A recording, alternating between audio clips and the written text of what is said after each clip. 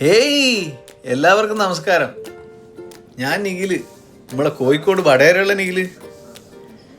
ഞാൻ ഇപ്രാവശ്യം വന്നത് നിങ്ങളെ നോർത്ത് യൂറോപ്യൻ രാജ്യമായ എസ്തോണിയയിലെ താലിൻ കാണിക്കാനും അതിൻ്റെ കൂടെ തന്നെ ഞങ്ങൾ യാത്ര ചെയ്ത കപ്പൽ കാണിക്കാനുമാണ്. ഇവിടെ ഇതിനെല്ലാവരും ബോട്ട് എന്നാണ് പറയുക. ശരിക്കും ഇതൊരു ക്രൂസ് ഷിപ്പാണ്.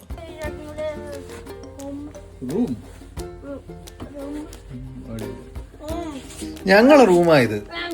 റൂമിൽ 4 ബെർത്തും പ്രത്യേകിച്ചൊരു വിൻഡോ ഉണ്ടായിരുന്നു. പിന്നെ ബാത്റൂമും കാണാൻ വേണ്ടി TV യും.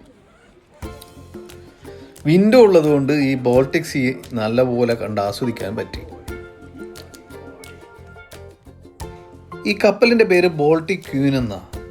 അതായത് 12 ഡെക്കുള്ള 2800ഓളം പാസഞ്ചറെ കയറ്റാൻ പറ്റിയ 2500 ബെർത്തുള്ള 1000-ന് മേലെ വാഹനങ്ങൾ, അതായത് കാറും അതുപോലെ വലിയ ട്രക്കൊക്കെ ഇല്ലേ, അതൊക്കെ ഓടിച്ച് കയറ്റാൻ പറ്റിയ വലിയ സ്പേഷ്യസ് ആയിട്ടുള്ള ഒരു കപ്പലാണ്. ഷോപ്പിംഗ് മോളുകളും റെസ്റ്റോറൻറ്റുകളും കുട്ടികൾക്ക് കളിക്കാനുള്ള സ്ഥലങ്ങളും പിന്നെ സ്റ്റേജ് ഷോയും ഇതൊക്കെ ഉണ്ടാവും ഇതിൻ്റെ അകത്ത്. അപ്പോൾ സമയം പോകുന്ന അറിയില്ല. ഞങ്ങൾ പ്രത്യേകിച്ച് കുട്ടികളോടായതുകൊണ്ട് അധികവും കുട്ടികൾക്ക് കളിക്കാനുള്ള ഫ്ലോറിൽ തന്നെയായിരുന്നു ഉണ്ടായിരുന്നത്. ഇതെങ്ങനെയാണ് പരിപാടി എന്ന് പറഞ്ഞാൽ, ഒരു ദിവസം വൈകുന്നേരം സ്റ്റോക്ക്ഹോമിൽ നിന്ന് ഷിപ്പ് എടുക്കും. നമ്മൾ അതിൽ ഉറങ്ങി പിറ്റേ ദിവസം രാവിലെ ഷിപ്പ് എസ്തോണിയയിലെ താലിലെത്തും.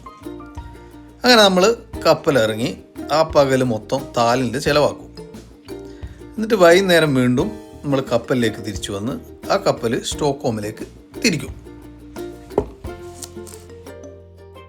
നല്ല ഒടുക്കത്തെ വിൻ്ററാണ് ഇപ്പോൾ സ്വീഡനിലും എസ്തോണിയയിലും. നിങ്ങൾ ശ്രദ്ധിച്ചോ എന്ന് എനിക്കറിയില്ല, ഐസുള്ള വെള്ളത്തിലൂടെയാണ് ഈ യാത്ര. വിൻ്റർ കാലത്ത് ഇവിടെയുള്ള കായലും കടലും എല്ലാം ഐസായി പോകും. പക്ഷെങ്കിൽ ഈ ട്രാക്കിൽ ഒരു ഹീറ്റിംഗ് സിസ്റ്റം ഉണ്ടാവും. അങ്ങനെയാണ് ഈ ബോട്ട് സഞ്ചരിക്കുന്നത്.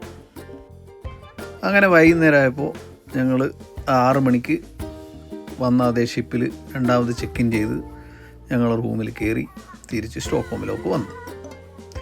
ഞാൻ പൊതുവെ എനിക്കിവിടെ വിസിറ്ററോ അല്ലെങ്കിൽ ഫ്രണ്ട്സൊക്കെ വരുമ്പോൾ റെക്കമെൻഡ് ചെയ്യുന്ന ഒരു സംഭവമാണ് ഈ ക്രൂസ് ഷിപ്പ് യാത്ര.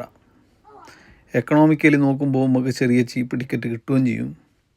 മാത്രമല്ല, യാത്ര ചെയ്യുന്നവർക്ക് എക്സ്പ്ലോർ ചെയ്യാൻ ഒരുപാട് സംഭവങ്ങളുണ്ട്. ഇനി നമുക്ക് വേറൊരു വീഡിയോ ആയിട്ട് ഇനി പിന്നെയും കാണാം. അതുവരെ ഹേയ് ദോ.